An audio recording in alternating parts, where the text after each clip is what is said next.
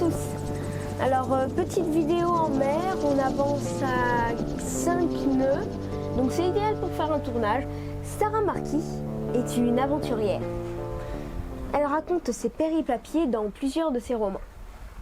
On connaît dans le même style Mike Horn qui médiatise.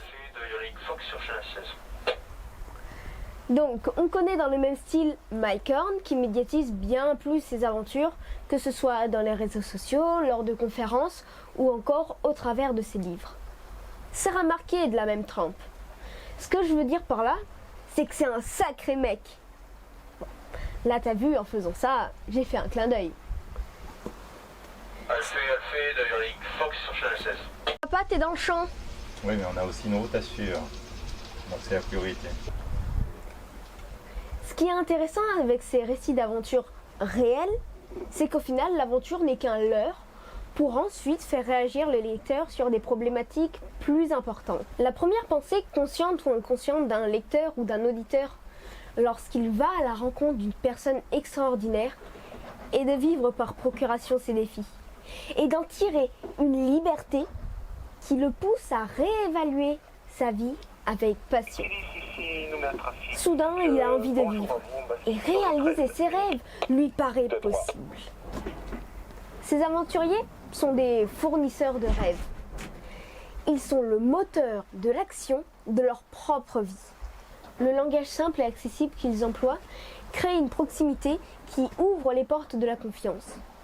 L'auteur devient un ami accessible qui étonne par sa capacité à l'être à la fois si similaire et si différent de nous par ce qu'il entreprend. Oh. Mais intéressons-nous plutôt au livre de Sarah Marquis, L'aventurière des sables, dans lequel elle raconte son épopée en Australie de 14 000 km qu'elle a fait en 17 mois, soit 27 km par jour.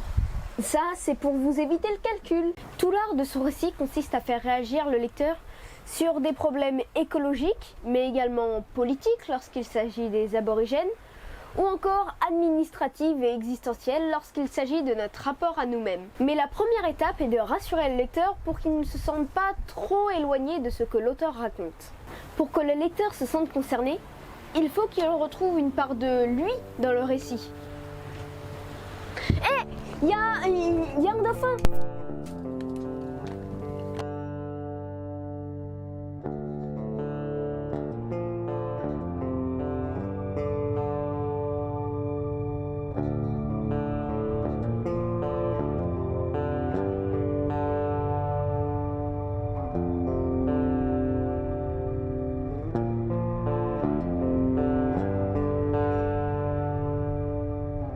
Sarah Marquis nous livre tout son émerveillement pour la nature australienne et son admiration pour les aborigènes, les premiers habitants de l'Australie, qui ont appris à vivre dans les conditions extrêmes du désert, en harmonie avec la nature sauvage. Elle revient sur ses souvenirs d'enfance et les moments de préparation de l'expédition. Elle fait des liens avec d'autres expéditions. Et tout cela nous met sur un terrain familier. L'enfance, nous en avons tous une. Même moi, il m'arrive de penser à des souvenirs d'enfance. Et oui, j'ai eu 6 ans un jour. Mais ça, c'était à la moitié de ma vie, car j'en ai 12 maintenant. De même, ces autres aventures, elles nous ont été rendues familières par d'autres de ses romans. Toujours dans l'optique de créer ce cadre familier et accessible où nous nous sentons confortables, elle présente chaque fois une carte qui situe son avancée pédestre. Ce livre est plein d'anecdotes, de détails, mais également de réflexions personnelles, pas toujours en lien avec son tour d'Australie. Il y règne une sensation de bonne camaraderie et l'entraide familiale avec son frère Joël et sa mère qui la soutiennent à distance et la retrouvent au point de ravitaillement, ajoute à cette solidarité dans laquelle le lecteur trouve sa place. Les émotions y sont présentes tout le temps. Il y a par exemple l'histoire du chien Dejo qu'elle sauvera de la mort. Le récit est plein d'humanité et d'authenticité.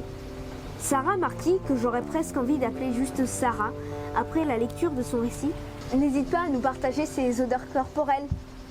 Et oui, vu qu'elle a peu l'occasion de se laver, bah oui, c'est parlant ça. mais aussi ses douleurs lorsqu'à cause de la déshydratation, ses reins sont en souffrance. Mais le lecteur ne pourrait pas s'identifier au personnage si le récit n'était que douleur et souffrance. Alors l'intelligence commerciale de l'aventurière réside dans le fait qu'elle nous partage l'intensité du bonheur qu'elle ressent à vivre cette vie d'aventure qui la pousse au bout d'elle-même. Et une fois que nous sommes à ses côtés, en confiance, ouverts à tout ce qu'elle raconte, comment Sarah Marquis nous fait-elle passer des messages? Grâce à des petites phrases qui interviennent en plein passage narratif ou descriptif. Elles ne se développent pas vraiment, mais mettent plutôt des graines de réflexion dans nos cerveaux.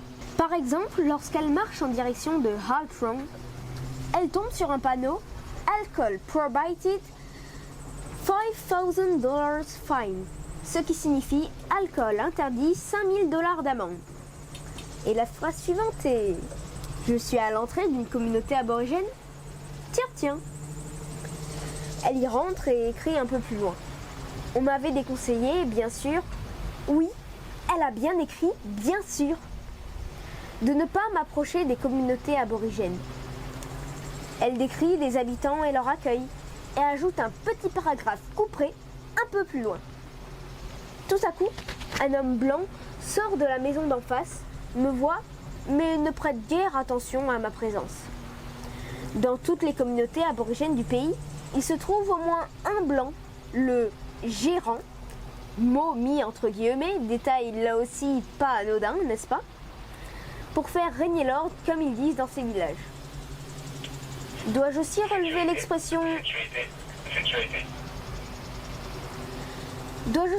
l'expression comme ils disent qu'elle emploie? Enfin voilà. Sarah continue ensuite sa réflexion et nous laisse seuls faire des liens entre ces différents éléments sans davantage polémiquer. Il en est de même concernant différents thèmes. La difficulté d'être une femme dans ses périples, la nature et l'interaction inconsidérée de l'homme sur celle-ci, l'altérité, la capacité à dépasser nos limites mais dans le respect de soi-même et de ceux qui tiennent à nous, les fausses problématiques bureaucratiques, etc. Alors, littérature peu littéraire? Oui. Ces récits ne m'impressionnent pas par la tournure de leurs phrases, mais en nous parlant de nous et en s'adressant directement aux rêves qui sont les nôtres, ils sont surtout et avant tout des témoins de ce monde. Le regard extérieur d'aventurier qui compare et questionne nos convictions et leur application dans la réalité de notre quotidien. Il questionne notre humanité et la façon dont nous la vivons. Merci et soyez au rendez-vous.